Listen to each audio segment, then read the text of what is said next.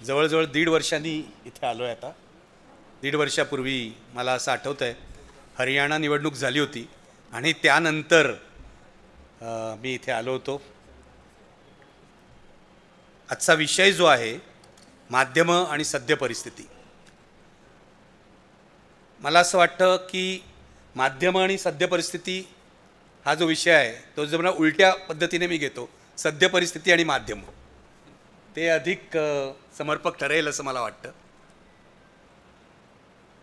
मला तुम्हाला एवढंच सांगायचं आहे की सतत मला लोक प्रश्न विचारतात, तुम्ही बोलता, रोज तुम्ही व्हिडिओ करता,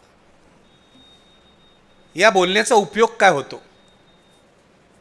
प्रश्न लोकांचा असतो आणि तो अतिशय योग्य प्रश्न आहे की या बोलण्याचा उपयोग काय होतो? परिस्थिती तर बिघडत चाललेली आहे, अधिकाधिक वाईट होते परिस्थिती.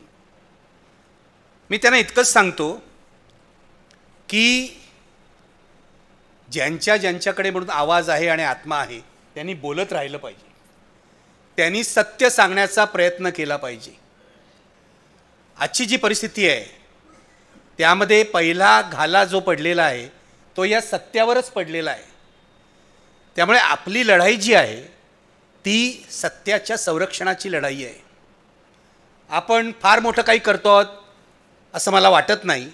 आपण एक मूलभूत कर्तव्य जे आहे नागरिक म्हणून आपलं, किंवा मी पत्रकार, व्यावसायिक म्हणून पत्रकार आहे, पत्रकार म्हणून ते करतो आहोत.